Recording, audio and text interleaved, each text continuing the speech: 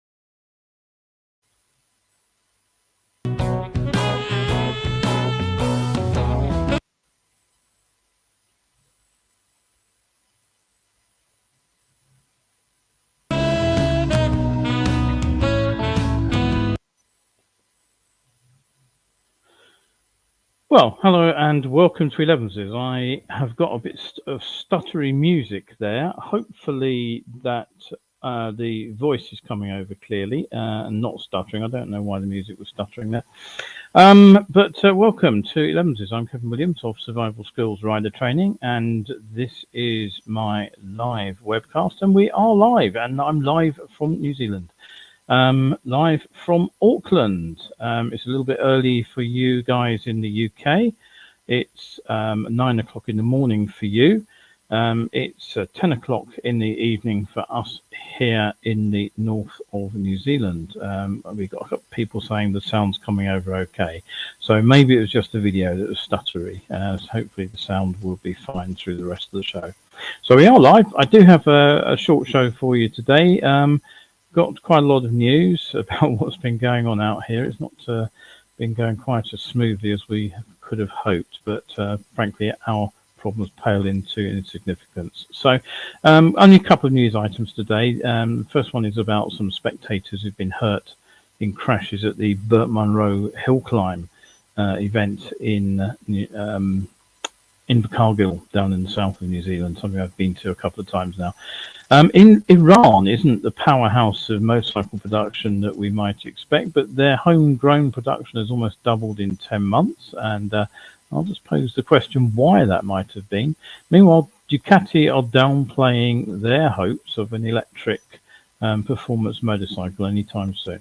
And finally, a bit of a discussion point today. It's partly the reason that I'm out here to talk about motorcycle crashes, and I just got some thoughts on why I think it's time we went back to calling accidents accidents. I know that's not a popular view. So, all right, stay with me for the next probably about 25 minutes today. Fairly short show, as I said. So, all right, just a quick reminder of the upcoming live presentations when I get back to Blighty. We have a number of different talks coming up. The first one is now the April show. There's the graphic for you. It's the one that was postponed from March because I will still be out here in the south side of the Pacific.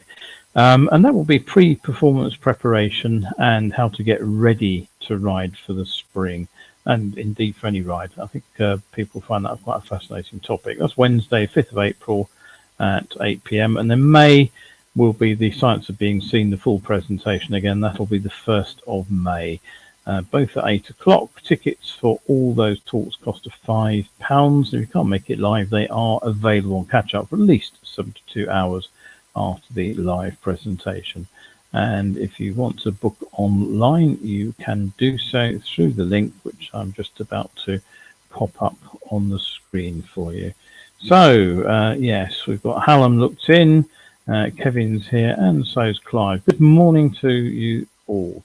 Right, so as you likely know, I'm out here in New Zealand to work on the Shiny Side Up series of events.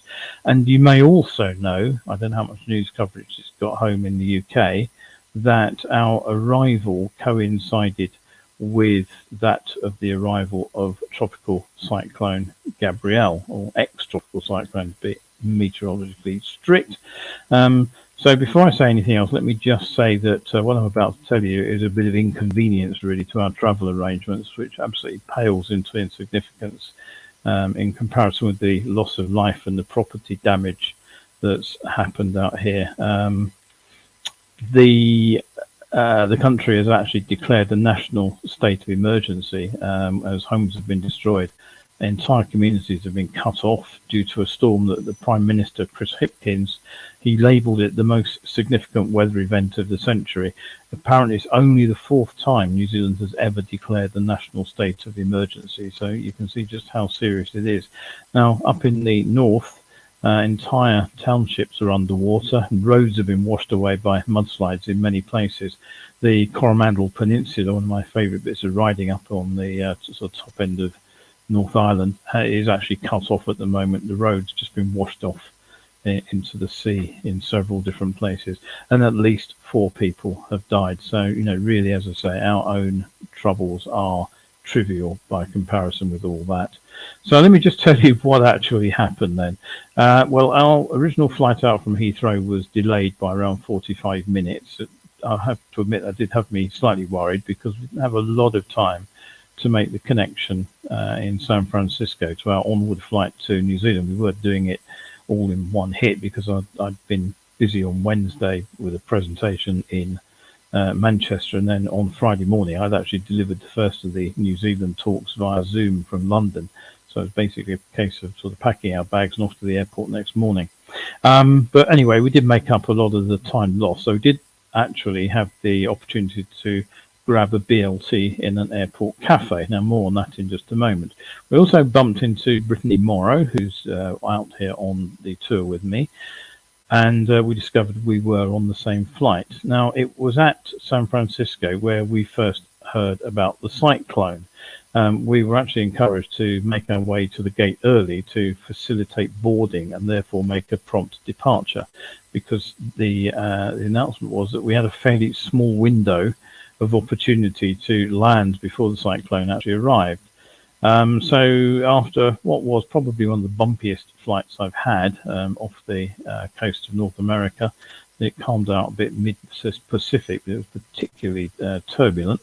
We got to about 90 minutes out. They served breakfast and they warned us at the time there was still a risk that the flight might be diverted. Now, we did get in, and we were apparently the last international flight to arrive. There was one parallel that arrived slightly before us, which was from the US as well. But there was flight chaos behind us. One Singapore Airlines flight apparently got halfway across the Tasman Sea and then had to turn around and fly back to Singapore. But having got down without too much trouble, our third leg flight to Queenstown later that morning was cancelled. So it was off to a motel for the night. That was all relatively painless. We had a trip back to the airport next morning. We had a flight rearranged at 11:30. That was all go. All through the morning, we got there, we checked in, we checked bags in, we sat in the departure lounge, and we waited, and every few minutes there would be an announcement saying there was a delay of 10 or 15 minutes. And then eventually, just for 1 o'clock, just before they actually made the official announcement, we got word that the flight had been cancelled, along with 7 other flights that were also loading at the terminal ready to take off. And I'm afraid the result was that there was complete chaos at the baggage reclaim, because basically all 7 planes that had been loading then unloaded simultaneously. It all goes to a tiny little domestic carousel, which is fine for a sort of 100-seater plane, but when there are 700 people's bags coming off. The thing actually jammed solid. It overwhelmed it. They had to send people in to start unloading it. Nobody could get near it to find their bags, so the whole thing just got wedged up. Actually, we got our bags off quite quickly, but it took a couple of hours to find Brittany's bag. So that was the end of our attempt to get to Queenstown for the second event of the tour. So that was back to a motel. We waited to see whether we could get a flight. No flight that day. No flight next day. So third night in the motel. At least we got to meet Terry Leach. Today he is a resident of Christchurch, and he and his wife Hayati were both stuck up here in Auckland, trying to do the trip back to the South Island after he'd been to a wedding. So at least we got to meet Terry and his wife and have a very pleasant couple of hours lunch with them. So where were we? Well, we had a flight arranged for early Thursday morning, which is tomorrow, but to Queenstown in order to collect the hire car. Now remember, we've already missed the Queenstown event, so basically it turned out when we did the calculations that having picked the hire car up in Queenstown, we would have had to driven back to Nelson, which is in the far north of South Island, and that would be too long a drive to actually get there for that event. It would have been about a 12-hour drive. Now that would have been on the back of a sort of 6 hours or so of travelling to catch the flight down there and pick the car up in the first place. So 18 hours travelling, and we couldn't have taken it easy even if we were missing the Nelson event, because our ferry was first thing on Friday morning, so we would have had to have done the whole journey to the north coast in one hit anyway. So basically we've written off the attempt to get to the South Island altogether. The organisers, Jamie, has very kindly done the phoning around and found us what he said was the only hire car available in Auckland, and I suspect he's probably just about right, as everybody else has been trying to get out of the city. So where do we go from here? Don't really know about the future events. I will be zooming to Nelson tomorrow night, presuming we actually manage to find somewhere with working Wi-Fi. Cross fingers, we are staying with friends down in the south of North Island, so we do have a bit of a drive to do tomorrow. Everything should be okay down there, Wi-Fi and so on, but there are road closures between here and there, so quite what route we're going to take, I'm not quite sure. New Zealand is a little bit more tricky to navigate than the UK. Napier is the following event in another 5 days.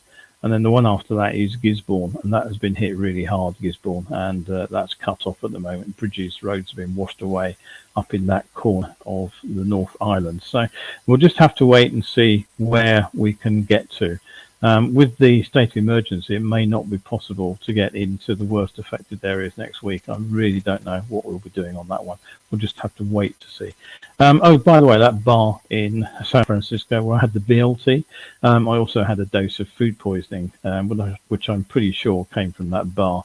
Not long after we got to the motel on the first night, I had the first warning signs, and I passed the rest of the evening and most of the night not far from the toilet. So I'm just about back on light meals at the moment. And just when you thought things couldn't really get any madder, there was a magnitude 6 earthquake in the Cook Straits tonight between North and South Islands at about 8 p.m. Fortunately, I don't think any damage has been done, but there was a long, strong shake registered by our friends down in Wellington. So utter madness here. It really is a completely sort of bizarre sort of place to be at the moment. And as I say, everything, all my wishes are with the locals who are having to deal with it. Clive RC says can hear you now. Paul says audio okay. Yeah, okay. And Sue's looked in. Good morning, Sue. All right, nice to see you all. Right, so yeah, hopefully everything is fine, just that stuttery video.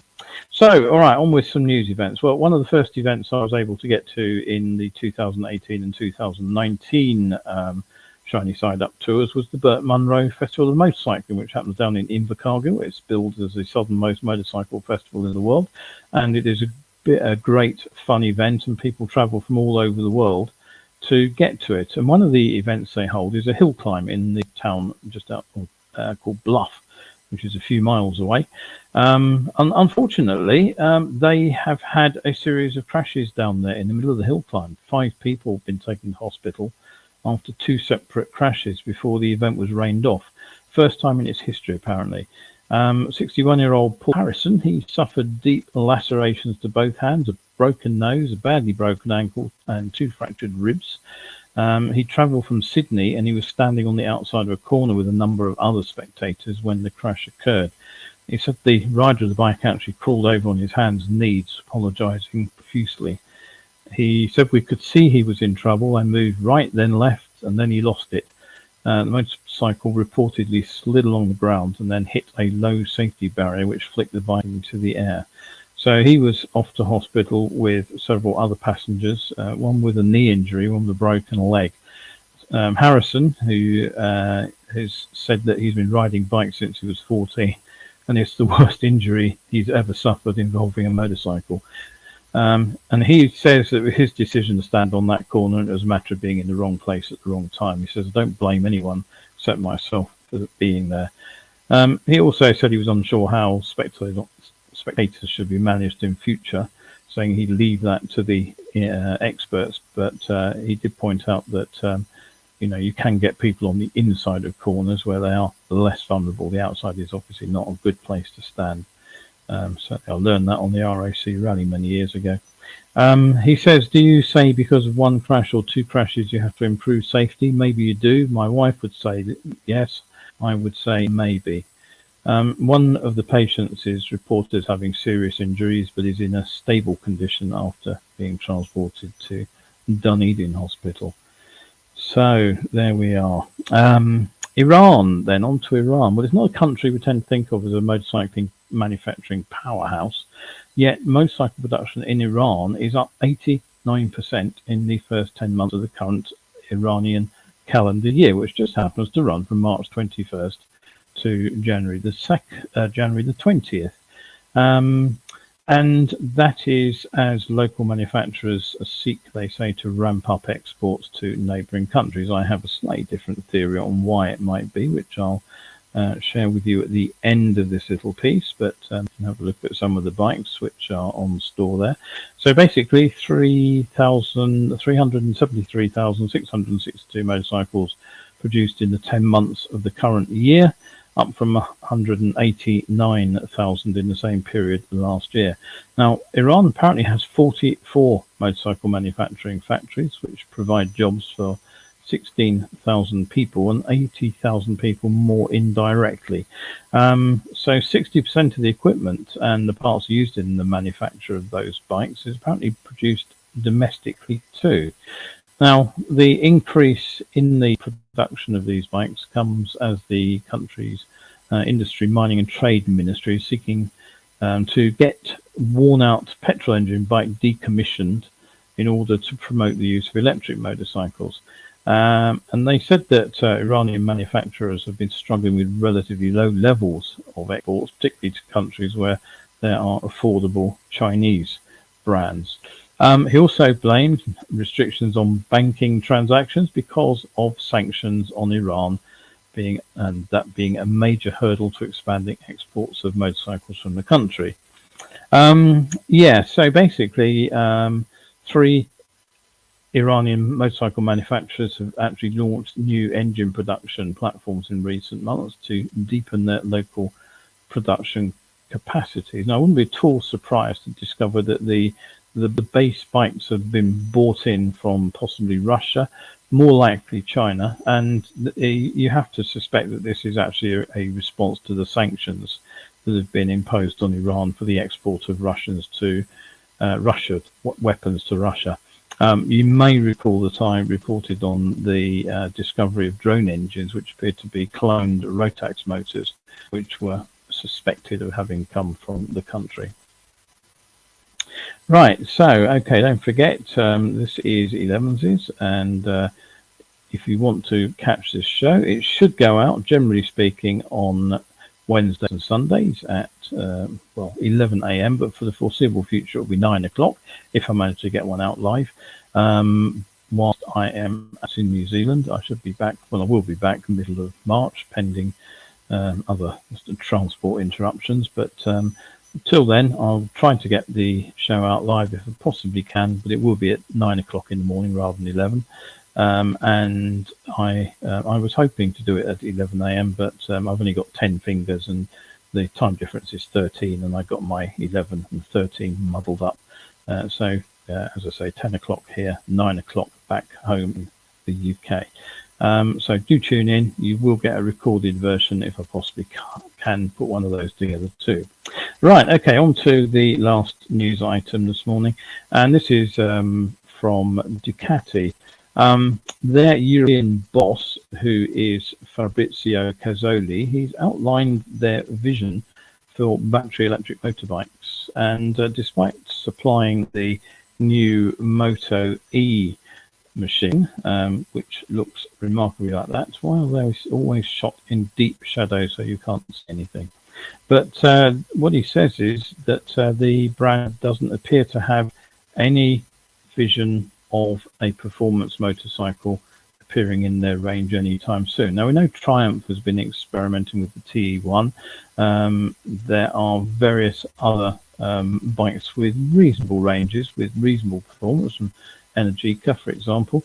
But more likely are bikes like the Kawasaki Electric Ninja, which is going to have a 125 performance and short range. So Cazzoli was clear that a series production at the electric Ducati would not be arriving soon. He says that there needs to be caution when embracing any new technology, and that the Ducati philosophy could not be sacrificed when creating a new e-bike. He says electrification will be a long way away, not only for Ducati but for the entire motorcycle industry, because right now it's not a completely viable solution.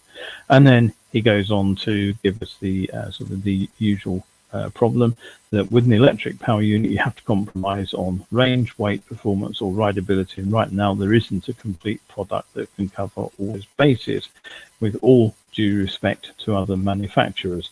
Well, I think he's you know, he's hit the nail on the head. I've been talking about the 200 puzzle, the 200 kilograms of weight, 200 kilometers per hour of top speed, and the 200 kilometers of range. You can get 2, but you can't get 3. So I see where he's coming from with that. But he says he is investing, you know, Ducati is investing in the technology, and we will make one when the time is right. And he does say that the Moto E contract is important to Ducati's future, and it could influence future products. And he says he didn't think that many people actually expected Ducati to go with an electric project like that.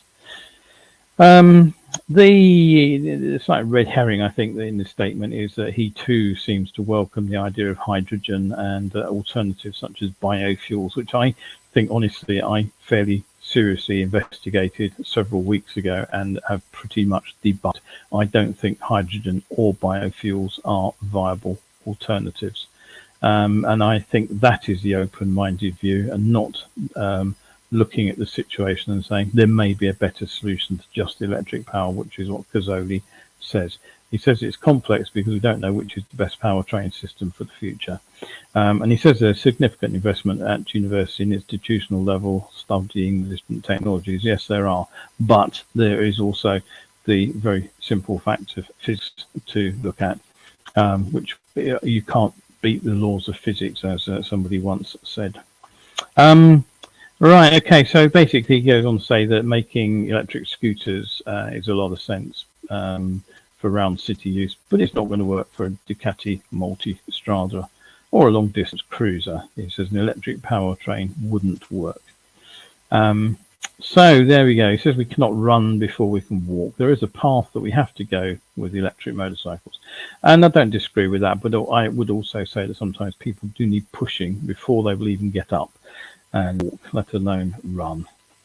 Right, okay, so just to finish off the show, you know, don't forget, if you do want to support what I do, my work, you can pop over to my coffee page.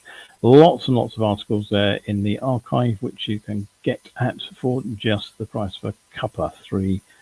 Do pop over there, have a look, plenty of free stuff to read, and I'm always mighty grateful if anybody supports me over there. Right. Anyway, on with the final item. Now, I actually started writing this as an article for Mag. I've got one waiting to go in a magazine.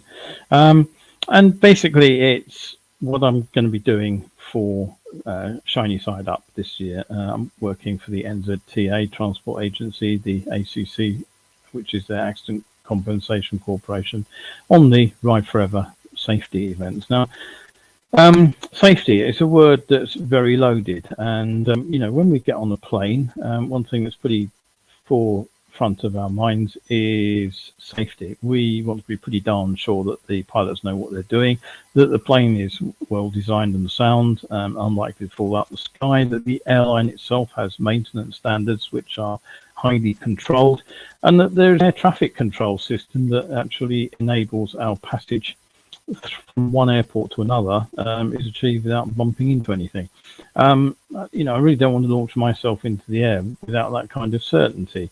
Now, fortunately, the airline industry, with a few outliers, does have a pretty enviable reputation for safety, and so do the planes. Mistakes like Boeing's 737 MAX debacle aside.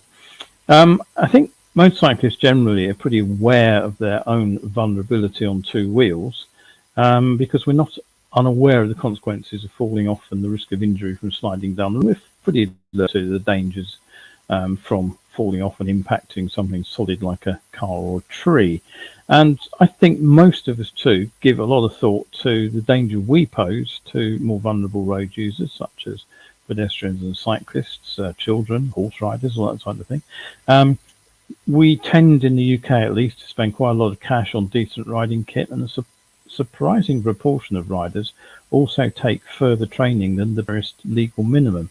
So I would say that most of us tend to think that we're doing the best we can to make ourselves reasonably safe riders. And then you can start to look at beyond that. The bikes that we ride, the tires that we ride them on, the brakes we use, the helmets that protect our head, and so on. Again, the manufacturers would tell us they're all pretty safe products. Modern machines don't really suffer mechanical failures very often, and certainly, as I've said many times before, tubeless tires were a huge step forward. And of course, the recent crop of bikes come with some very impressive stability aids too. But you get talking to people with an interest in road safety, and use the term safety here as in no crashes or injuries, and they're happy to tell us that motorcycles definitely aren't safe. I still remember a statement from the World Health Organization, who once said that powered two-wheelers have no place in a modern transport network. And I particularly dislike the medical professional habit of referring to motorcyclists as organ donors. Individually, I think they don't understand our passion for riding. They brand us risk takers. But here's the problem. There's a split between intention and outcome. No one sets out to crash. No pilot sets out to fly a plane that never gets to its destination. But there is always a risk. Airliners don't crash very often, but the outcome is pretty poor when they do. And the same for riders. Count all the riders who ride and all the miles they do, and crashes are remarkably rare. But, of course, we are vulnerable when things do get wrong. And it's that vulnerability that people see. 20, 30, 40 times more likely to be killed or seriously injured than somebody in a car. Pick your own stat. You will find them somewhere in the road safety literature, one of those numbers. But the point is, when we do come to grief, we have the same crashes on two wheels pretty much the world over. Types of bikes we ride, the kinds of protective clothing we wear, the level of training that we've experienced, the degree of traffic enforcement, even the infrastructure in that we ride on, the investment in that. They all vary from country to country, but the crashes remain much the same across borders.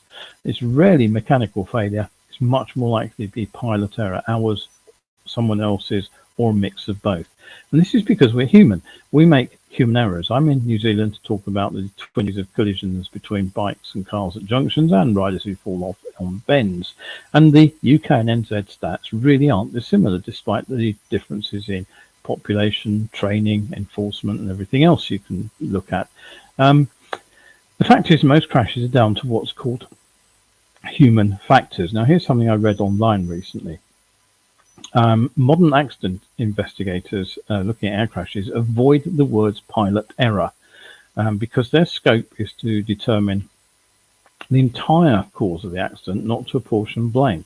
And so any attempt to incriminate the pilots by attributing it to pilot error is liable to miss the point that they are part of that broader system which may have contributed to their error. Human factors is about ensuring a good fit between people, the equipment they use, the tasks that they're carrying out, and the environment they work in. Excuse me. And the idea is that you examine the entire chain of events that leads to any accident. So the airline industry has moved to fit operating practice around our propensity for human error. Our road safety body has actually gone the other way. They've moved away from the term accident